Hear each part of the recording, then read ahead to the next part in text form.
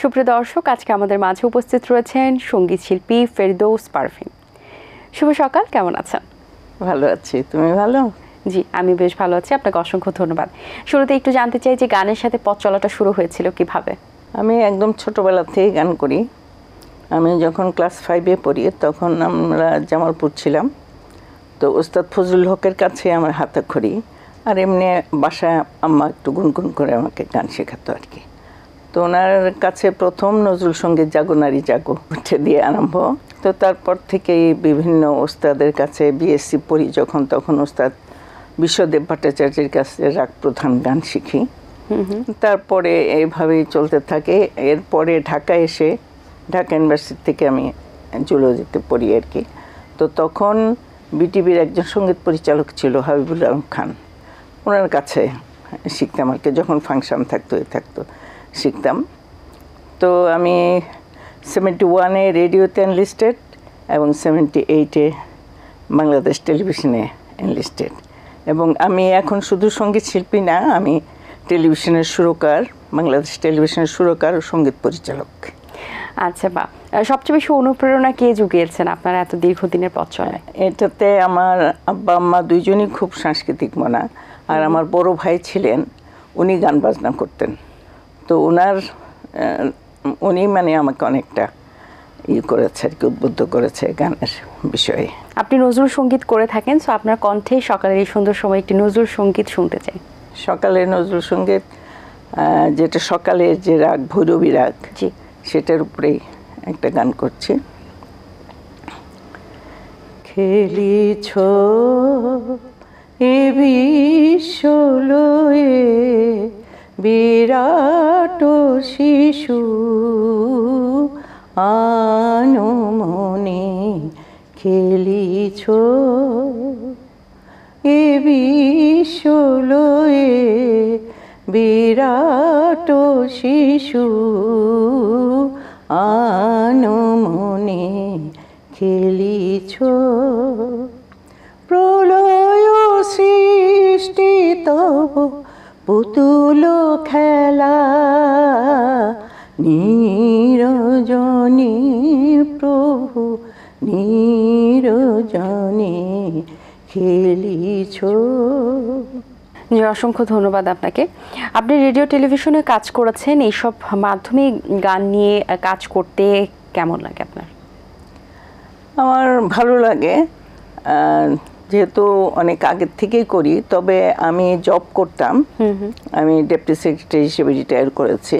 তো যখন চাকরি বাকরি করেছি প্রথম দিকে আসতে পেরেছি, কিন্তু পরের দিকে আর অফিসিয়াল কাজেও সময় পাইনি, সংসারের কাজ এই সেই, বিশেষ করে অফিসিয়াল কাজের জন্য রেডিও টেলিভিশনে অতটা আসতে পারিনি। আচ্ছা আচ্ছা। তো মূলত আমি রিটায়ারমেন্টের কিছু আগে তখন আমি ডিপার্টমেন্টাল অনুষ্ঠানগুলোতে করতাম বা মঞ্চেও করতাম। তবে যেহেতু এনলিস্টেড ছিলাম সেই জন্য করতাম, কিন্তু খুব অল্প।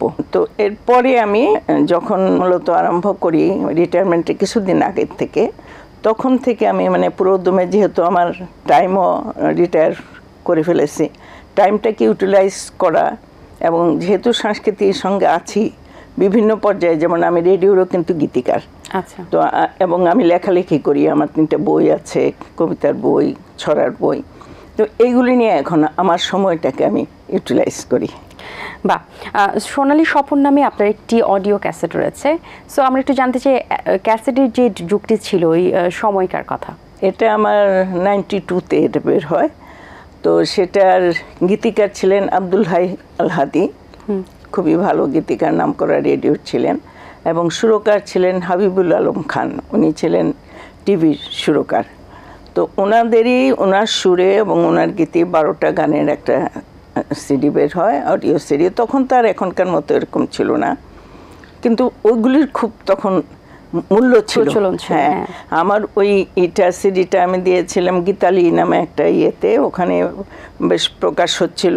এবং একদিন আমাকে আমার 2 অফিসার এসে বলে যে বই মেলা চলছিল, তো বললো যে ম্যাডাম আপনার দেখে আসলাম, পোস্টারও দেখলাম এবং আপনার সিডি বিক্রি হচ্ছে। আমি কিন্তু জানিই না এটা, পরে তারা আবার কিনেও নিয়ে আসছে, এনে আমাকে দিল। পরে আমি গেলাম, যে দেখলাম, এবং বেশ কিছু ম্যাগাজিনে পত্রপত্রিকায় বেরিয়েছিল গানগুলি সম্বন্ধে, গাওয়ার সম্বন্ধে।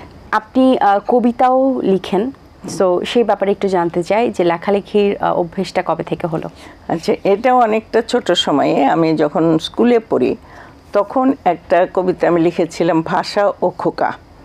খোকার ভাষা কনভারসেশন করছে আর কি। ওই লেখাটা একটা ম্যাগাজিনে উঠেছিল, খুব আলোচনা হয়েছিল আর কি। তারপরে আমি যখন কলেজে পড়ি ফার্স্ট ইয়ারে, তখন আমি ময়মনসিংহ মোহাম্মদনেসা কলেজে সাহিত্য সম্পাদিকা ছিলাম। তো এরপরেও আমি লিখতাম, কিন্তু তেমনভাবে কোনো যে বই করা এই করা এগুলো না, লিখতাম, ম্যাগাজিনে দিতাম এরকম। তো এরপরে অ্যাকচুয়ালি আমার হাজব্যান্ড কিন্তু ছিল টিভিতে নাটক করতো, তো উনি মারা গেলেন গত 10 বছর আগে। তো মেইনলি আমি তার উদ্দেশ্যে প্রথমে লিখি কবিতাগুলো, তারপর দেখি যে আমার অনেক কবিতা হয়ে গেছে, তো তারপরে আমি বই আকারে বের করি। তো প্রথম আমার বইটার নাম ছিল মিষ্টি হাসির ছোঁয়া, ওটা তো অনেকগুলি কবিতা ছিল। তো ওটা আমার হাজব্যান্ডের হাসি ভালো ছিল, ওটার হিসেবে নামটা দিয়েছিলাম। আর তারপরেরটা দিয়েছি আমি একাকিত্বের আবর্তে, কারণ তার মৃত্যুর পরে আমার যে একাকিত্ব এটা ফিল করছিলাম। তো সেটা নিয়ে আরেকটা বই, আর বাচ্চাদের ছড়ার একটা বই আমি লিখেছি। সেটাতে হলো বাচ্চাদের শেখার জন্য, ছড়ার মাধ্যমে শিখবে, যেমন জাতীয় পশু কী, জাতীয় পাখি কী, তারপর বিজয় দিবস কবে, স্বাধীনতা দিবস কী, রসুনের কী গুণ, ভিটামিন ডি কোথায় পাওয়া যায়, এগুলো ছড়ার মাধ্যমে। আচ্ছা, আপনার কাছে কি একটা ছোট্ট ছড়া শুনতে পারি ওই বই থেকে? জি, যে কোনো একটি, দুটি লাইন। বনে থাকে বড় বড় পশু, দেখতে যায় রেইনমণি, রেইন আমার নাতেন, রেইনমণি, হালুম হালুম করে ছুটে আসে বাঘ, জানো সে কে, সে হলো আমাদের জাতীয় পশু। এরকম আর কি। আচ্ছা আচ্ছা, মানে শিক্ষণীয় থাকছে, মজার ছলে, বেশ ভালো। আপনি মৎস্য অধিদপ্তরেও চাকরি করেছেন, সো মৎস্য সেক্টর নিয়ে আপনার অভিজ্ঞতা কি? মৎস্য অধিদপ্তরে আমি প্রায় 20 বছর চাকরি করেছি বিভিন্ন ডিপার্টমেন্টে। তো মৎস্য ডিপার্টমেন্টে চাকরি করতে যে একটা ভালো লেগেছে, যেহেতু জীবন্ত জিনিস। হ্যাঁ, আমরা ভিজিটে যেতাম যখন, একদম মাছগুলো এরকম বড় বড় লাফাচ্ছে উঠাচ্ছে, যখন ধরছে খুবই ভালো লাগতো। এবং প্রথমে যেরকম ছিল অতটা টেকনোলজি ডেভেলপ ছিল না, আস্তে আস্তে ডেভেলপ হয়েছে এখন।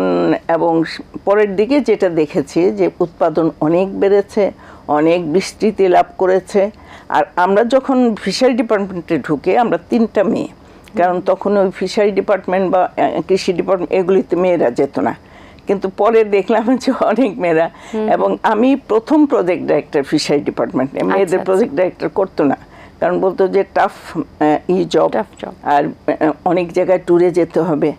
তো আমি অবশ্য একটু চ্যালেঞ্জ করেই হয়েছিলাম। তো ভালোভাবে আমার প্রজেক্ট খুব ভালো চলেছিল, fisheries training and extension project ছিল।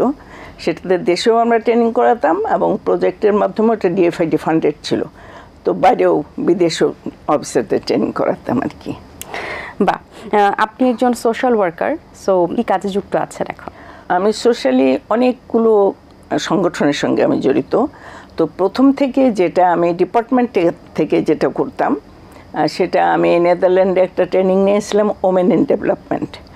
এবং আমি যখন হেলথ মিনিস্ট্রিতে, তখন আমি নার্সিং ডিপার্টমেন্টটা দেখতাম, প্লাস জেন্ডার দেখতাম। তো ওই সময় থেকেই মহিলাদের উন্নয়ন, এবং আমি ফিশারিতে যে বললাম একটা প্রজেক্ট ডাইরেক্টর ছিলাম, ওখানে মহিলাদের গ্রুপ করে করে মাছ চাষের এই সিস্টেমটা আমরা ডেভেলপ করি।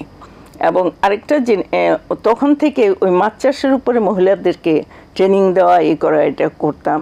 আর আমি আরেকটা জিনিস ইন্ট্রোডিউস করেছিলাম, সেটা হলো যে মেয়েদের কিন্তু বেশি বিদেশে পাঠাতে চাইতো না, বা তাদের নাম দিলেও অনেক সময় দেখা যেত মিনিস্ট্রিতে যেয়ে কেটে যায়। তো আমার ইয়েতে আমি ইন্ট্রোডিউস করলাম যে প্রতিটা ব্যাচে 2টো করে মেয়ে থাকতে হবে ট্রেনিংয়ে, বিদেশ ট্রেনিং বিশেষ করে। তো তাতে করে অনেক মেয়েরা গেছে। তো সেটার থেকে আমি এখনও ওমেন ডেভেলপমেন্টের উপর কাজ করি।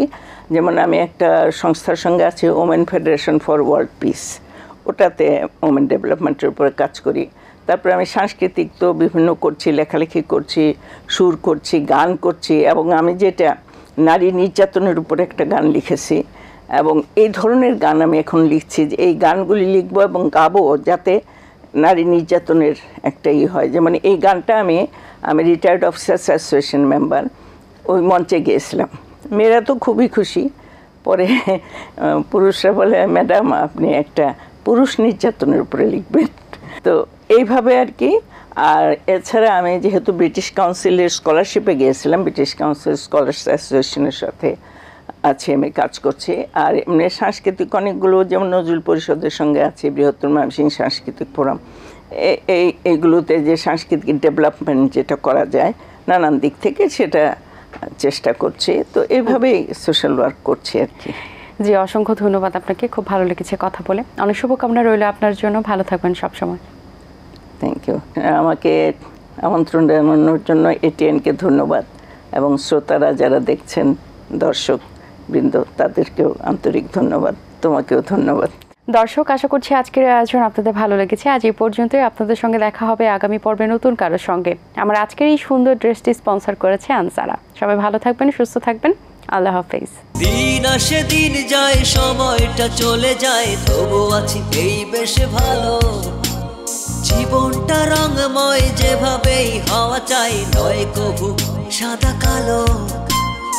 এই আশাতে স্বপ্ন ভাসে, সুখ হাসে চোখে মুখে, চায়ের চুমুকে।